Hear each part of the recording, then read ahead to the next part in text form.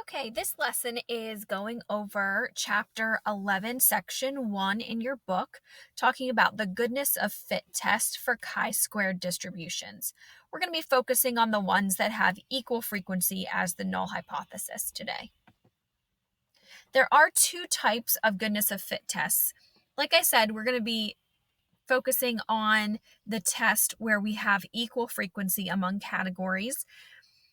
The next lesson will be testing the distribution that follows a hypothesized distribution. Okay, so our null and alternative hypothesis for today's type of test, the null hypothesis is going to state equal frequency among categories, and the alternative hypothesis is going to say that there's unequal frequency among categories. This can be worded several ways as long as the meaning stays consistent. Our test statistic, which we were introduced to in another lesson, says that chi-squared is equal to the summation of the observed minus the expected values squared divided by the expected values. Our degree of freedom for any chi-squared goodness of fit test is going to be the number of categories minus 1. Okay, so we're going to jump into our first example. It states, employers want to know which days of the week employees are absent in a 5-day work week. Most employers would like to believe that employees are absent equally during the week. Suppose a random sample of 60 managers were asked on which day of the week they had the highest number of employee absences. And then we have the data given there, the days of the week with the number of absences given. For the population of employees, do the days for the highest number of absences occur with equal frequencies during a 5-day work week? Test at alpha equal to 0.05. Okay, so our null hypothesis for this particular test, we would expect there's equal frequency between absences for each day of the week. And then the alternative hypothesis is that those frequencies are not equal over the days of the week. Okay, so that would be step number 1 of our 6-step process. Step number 2, we have to find the critical values. So looking at the chi-squared distribution,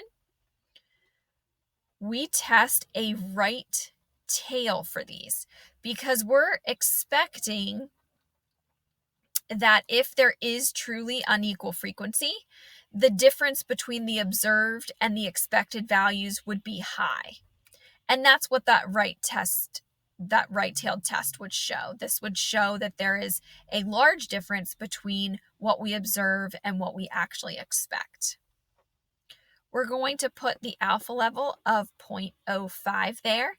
Degree of freedom for this type of test is the number of categories. So this would be the days of the week. So there's 5 days listed there.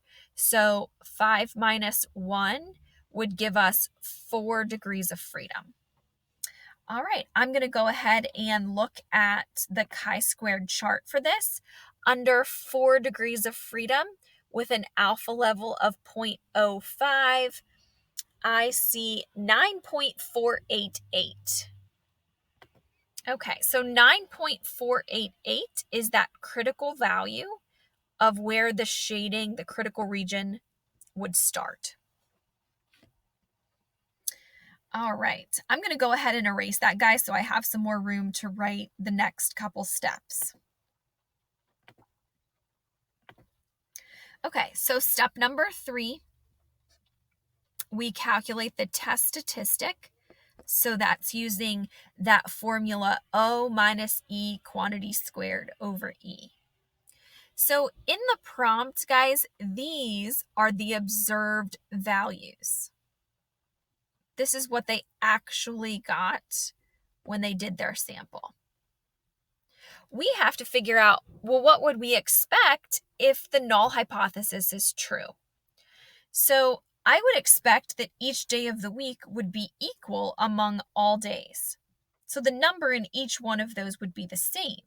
So I have to figure out, okay, well, what would that value be?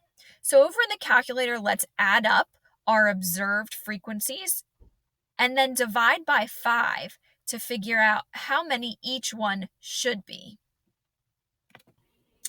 Okay, so off to the side here, I added up the frequencies that were observed.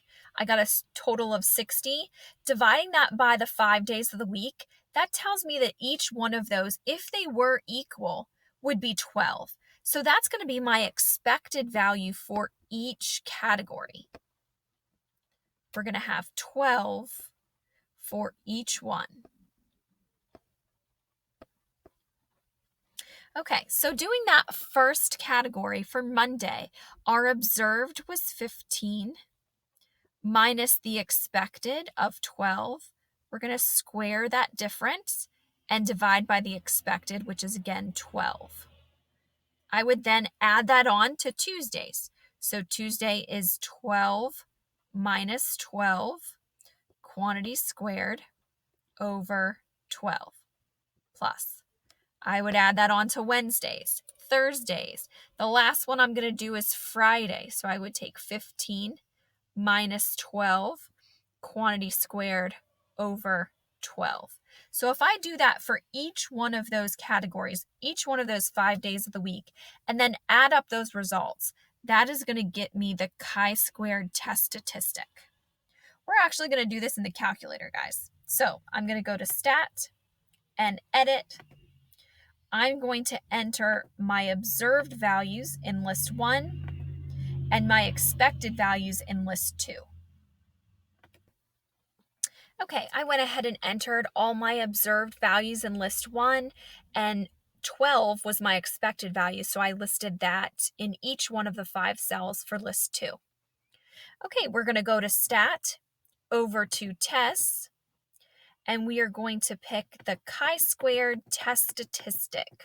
I'm sorry, the chi-squared GOF test. That is choice D in my calculator. If you do not have a TI-84, if you have a TI-83, you will want to use this online calculator instead. The TI-83 does not have the program for this type of test. Okay, so we've entered list 1 and list 2 as our observed and expected values. We go down. Our degree of freedom was 4 for this one. Again, there were 5 days of the week minus 1. And we're going to calculate. So when I added up, or when I would add up all of these test statistic components, I would get a sum of 3. Step number 4, our p-value, we're going to grab that from the calculator, is 0.5578. We can see that that p-value is greater than the alpha. So if p is not low, we do not reject the hoe. So do not reject is my decision. Again, we're not rejecting the null hypothesis. Our null hypothesis was that there were equal frequency among the days of the week. So to answer their question, do the days for the highest number of absences occur with equal frequency during a 5-day work week? Yes, at alpha equal to 0.05, they do seem to occur with equal frequencies. The absences do occur with equal frequencies.